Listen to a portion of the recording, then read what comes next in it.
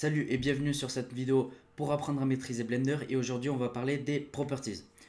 Alors les properties, pour ceux qui ne connaîtraient pas, c'est cette fenêtre en bas à droite. Donc vous avez différents onglets et on va voir ça un petit peu plus en détail. Donc on va commencer par le premier onglet ici, donc qui va concerner la scène, le rendu et quelque chose d'un petit peu plus global. Donc le render engine, donc par défaut c'est Eevee. Donc le render engine ça va être le mode de rendu de notre scène 3D.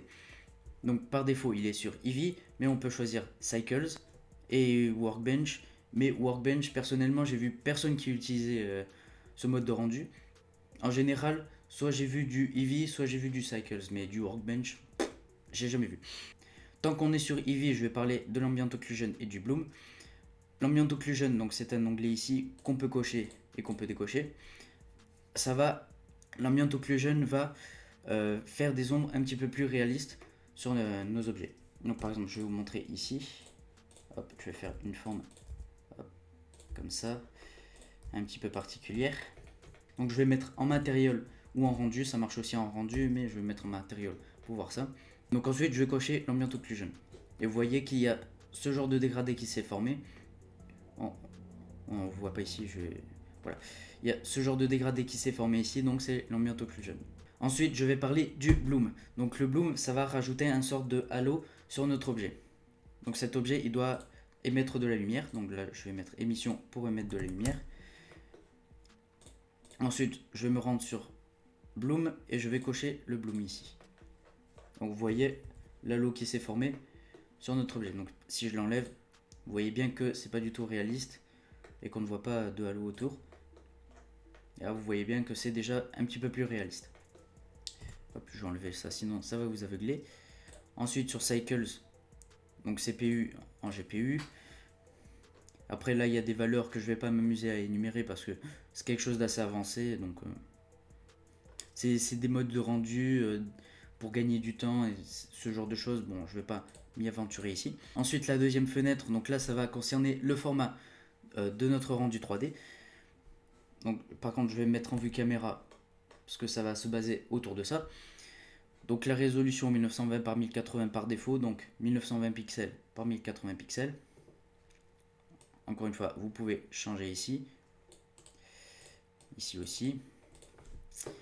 Après je vais parler du pourcentage ici. Donc le pourcentage ça va être en gros résumé l'échelle de notre rendu 3D. Donc par exemple, si je règle ça à 50%, l'image sera 2 fois plus petite, donc 50% plus petite.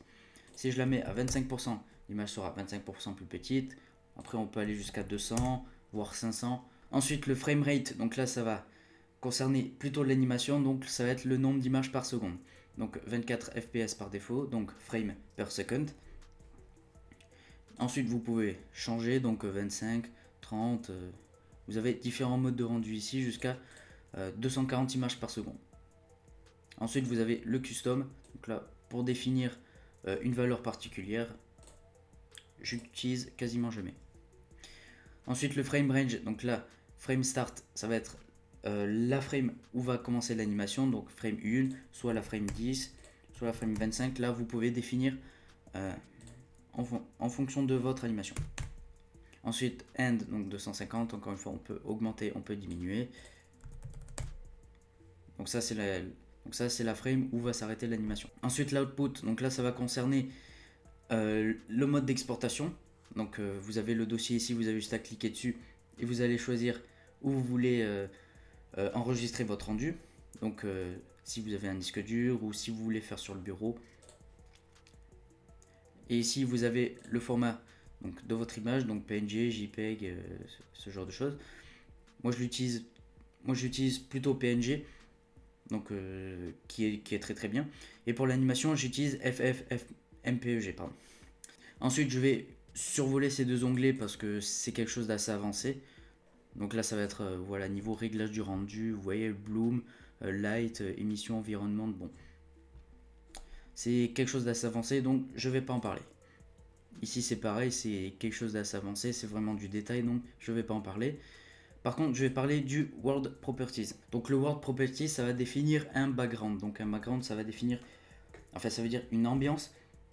Alors je vais enlever ça parce que ça va aveugler.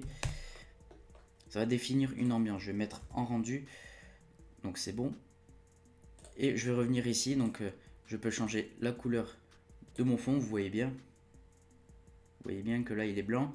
Ensuite vous pouvez changer. Donc en bleu si jamais vous voulez faire un ciel pas du tout réaliste. Ou alors voilà, vous changez de couleur. Et après on peut aller encore plus loin avec les nodes ici. On peut aller encore plus loin en téléchargeant des images dites HDRI, donc c'est les images en 360 degrés. Donc vous avez déjà vu des genres de ciel comme ça en 360 degrés. Ensuite vous les mettez sur Blender et ça va vous faire voilà le ciel tout autour. Donc, si vous voulez créer une ambiance à vos scènes comme ça, si vous voulez créer un ciel à votre scène, c'est par là où il faut passer. Ensuite donc vous avez cet onglet ici. Donc là ça va concerner les positions, rotation et scale de l'objet. Donc avec des valeurs. Donc ça c'est utile si jamais vous voulez créer quelque chose d'ultra précis. Donc par exemple soit une voiture, soit un camion qui a des valeurs très spécifiques. Ou si vous voulez déplacer l'objet, donc par exemple je veux le déplacer à 5 mètres. En Y je veux le déplacer à 2 mètres. Et en Z je veux le déplacer à 1 mètre. Vous pouvez régler directement là-dessus. Ou avec le raccourci N, vous avez le même onglet ici. Donc location, rotation et scale. Ensuite vous avez l'un des onglets les plus importants pour moi, les modifieurs. Donc vous avez ces 4 onglets ici. Donc les modifieurs, les particules, la simulation et les contraintes. Donc on va commencer par les modifieurs. Donc les modifieurs, comme son nom l'indique, ça va modifier l'objet. Et ça de plusieurs façons. Je vais vous montrer quelques modifieurs. Donc le subdivision surface. Ensuite vous avez l'arrêt donc pour dupliquer l'objet. Donc 3 fois, 4 fois, 5 fois. Je passe vite dessus parce que je ferai une vidéo dans tous les cas sur les modifieurs les plus fréquents. Donc c'est pour ça que je survole. Ensuite le mirror, donc ça c'est plutôt en edit mode la symétrie. Ensuite donc vous avez les particules. Donc il y a deux types de particules, émetteur et air. Air ce sont les cheveux, comme vous voyez ici. Et l'émetteur, on l'utilise souvent pour faire de la pluie, on peut l'utiliser aussi pour faire des genres de shrapnel, de feu. On peut faire ça donc avec l'émetteur. Et donc par défaut, ça avait quelque chose comme ça. Donc ça pour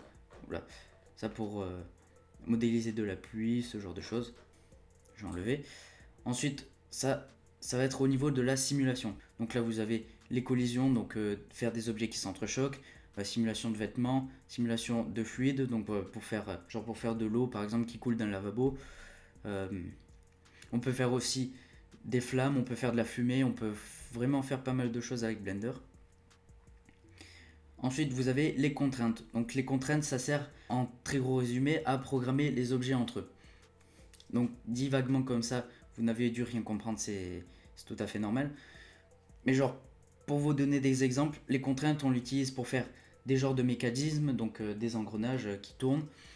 On peut l'utiliser aussi pour animer des voitures, animer plutôt les roues de voiture. On peut l'utiliser aussi, je vous montre quelques onglets, on peut l'utiliser aussi pour limiter les locations, la rotation et le scale. Donc par exemple, limiter la location pour pas qu'un objet passe à travers un autre, par exemple. Ensuite, je vais passer par cet onglet ici, donc les vertex group et les shape keys. Donc les vertex group, je vais prendre une sphère, ça va être beaucoup plus parlant. Hop, je vais aller dans vertex ici. Et je vais sélectionner, donc, comme son nom l'indique, un groupe de vertex. Hop, je vais prendre ça et ça. Donc par exemple, si jamais j'ai besoin de ce groupe de vertex pour, je sais pas, mettre par exemple des cheveux dans uniquement cette zone ici, ou mettre un matériau précis, donc vous avez juste à cliquer sur plus et assigner. Donc là vous avez ce groupe de vertex qui est assigné. Donc par exemple, voilà, je désélectionne. Et si jamais vous voulez revenir dessus, vous avez juste à cliquer sur select. Et vous avez bien votre groupe de vertex qui est assigné ici. Ensuite, les shape keys. Donc les shape keys, ça va être propre à l'animation. Donc les shape keys, c'est des animations assez courtes. Donc ça, je l'utilise souvent pour animer la tête d'un personnage, le visage d'un personnage. Donc par exemple, la joie, la colère, donc ce genre de choses, quoi. La bouche, les sourcils aussi, ce genre de choses. Donc je vais vous faire un petit exemple ici. Donc, on a notre groupe de vertex qu'on avait tout à l'heure. Hop, je vais cliquer ici, donc ça c'est le basique, donc on reclique ici pour notre animation, on met notre value à 1 et je déplace par exemple mon objet. Et donc ensuite vous voyez bien que mon animation s'est enregistrée. Ensuite le dernier onglet ici c'est les matériaux. Donc pour changer la couleur de mon objet, pour mettre des textures, vous voyez bien je peux changer la couleur ici. Ensuite encore une fois comme j'ai dit avec les nodes on peut aller encore plus loin. Et cette fenêtre ici je l'utilise jamais, c'est une texture properties. Mais pour les textures j'utilise cet onglet ici, les matériaux, les nodes et tout ça. Il y aura plusieurs vidéos sur les matériaux, ne vous en faites pas. Du coup voilà, c'est la fin de cette vidéo, j'espère que vous aura plu. Si c'est le cas, n'hésite pas à la liker, ça me fait extrêmement plaisir. J'espère que vous avez tout compris, j'espère que mes explications ne sont pas très floues. Si jamais tu découvres ma chaîne avec cette vidéo, n'hésite pas à t'abonner en cliquant sur le petit bouton rouge en dessous, car sur ma chaîne YouTube, tu vas découvrir comment maîtriser le logiciel Blender. Et quelques tutos random que je vais commencer dans la prochaine vidéo. Dans la prochaine vidéo, je ferai un petit tuto random. Et du coup, on se retrouve dans cette prochaine vidéo. D'ici là, je vous souhaite une très bonne journée. Ciao, c'est très simple, c'est la touche donc S pour scale. Et ensuite, je veux qu'il se déplace, enfin qu'il s'agrandisse uniquement sur l'axe des Y et X. Donc j'ai juste à faire Shift et Z. Donc là, le Shift Z, ça veut dire j'enlève l'axe des Z, en gros. En gros, très grossièrement résumé.